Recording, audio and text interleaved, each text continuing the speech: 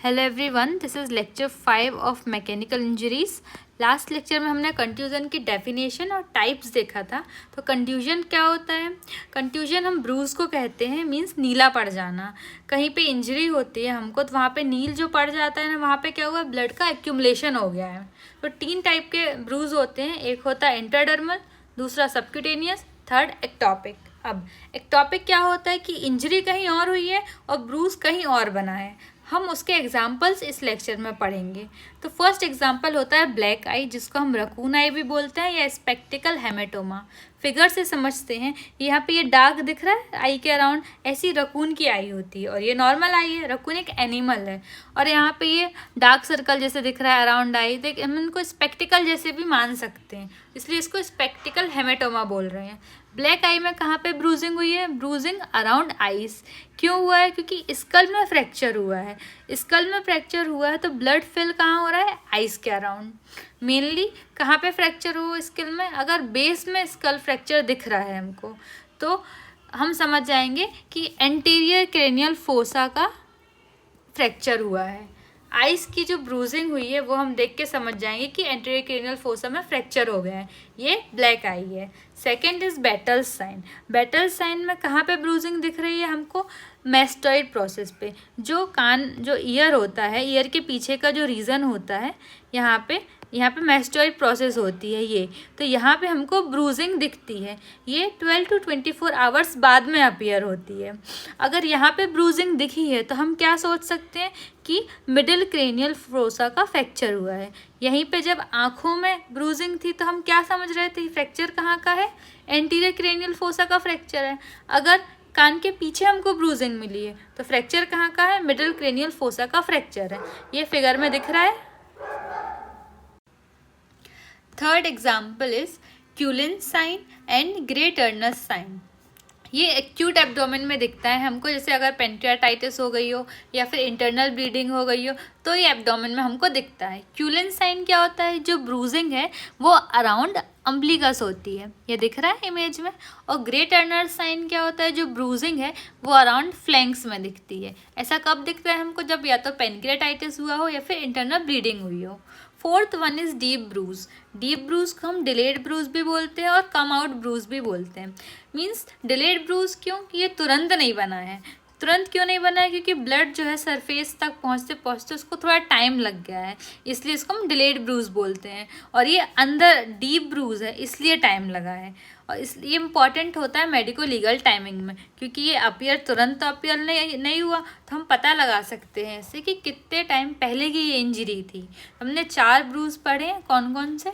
एक है black eye bruise, second is battle sign, third is Cullen sign and Grey Turner sign, and fourth one is deep bruise. अब हम कुछ pattern Bruges देखेंगे जिससे मतलब हमको पता लग जाता है कि जिस ऑब्जेक्ट या जिस वेपन का यूज़ किया गया है उसका पैटर्न क्या है। Okay, this is the definition. What is pattern bruise? It shows pattern of the object या weapon use. इससे हमको ऑब्वियसली हेल्प करने में बहुत आसानी, मतलब आइडेंटिफाई करने में बहुत हेल्प हो जाएगी कि कौन सा वेपन था। इसका एग्जांपल है tram line bruise. Tram line bruise को हम रेलवे लाइन ब्रूज भी बोलते हैं।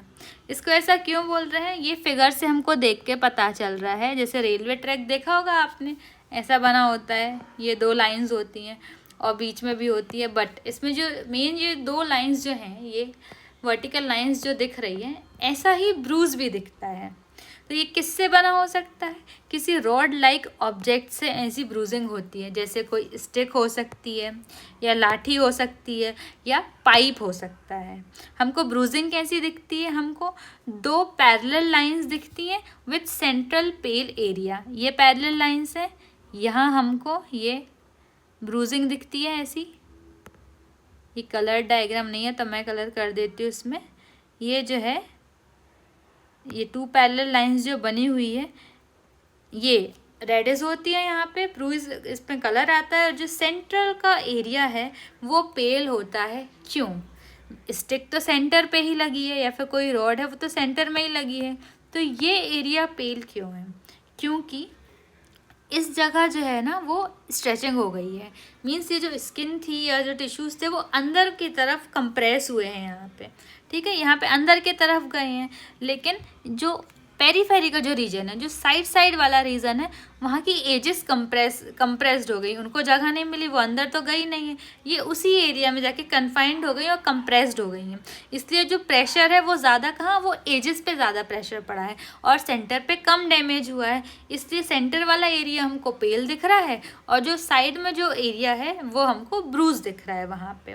ये है हमारा ट्रेम लाइन ब्रूज या फिर पैटर्न ब्रूज। अब डोनट ब्रूज किसको बोलते हैं? डोनट ब्रूज नाम से पता चल रहा है, हमने डोनट देखा है, स्फेरिकल होता है, इसमें हमको स्फेरिकल ब्रूज मिलता है। बटरफ्लाई ब्रूज क्या होता है? ये स्किन पिंचिंग से होता है। स्किन हम पिंच करते हैं ना तो बटरफ्लाई शेप्ड ब्रूज देखने को मिलता है। ये चिल्ड्रन में देखने को मिलता है मेनली। अगर हमको ज़्यादा ब्रूजेज अगर हमको दिख रहे हैं, ये क्या इंडिकेट कर रहा है कि उस बच्चे के साथ अब्यूज़ हो रहा है, मीन्स चाइल्ड अब्यूज़ हो रहा है, उस बच्चे को मारा पीटा जा रहा है। हम और भी ब्रूजेस जो भी और भी पैटर्न रहेंगे वो देख के भी पता लगाएंगे, पर अगर बटरफ्लाई ब्रूज दिख रहा है तो ये इंडिकेशन हो सकता है एक।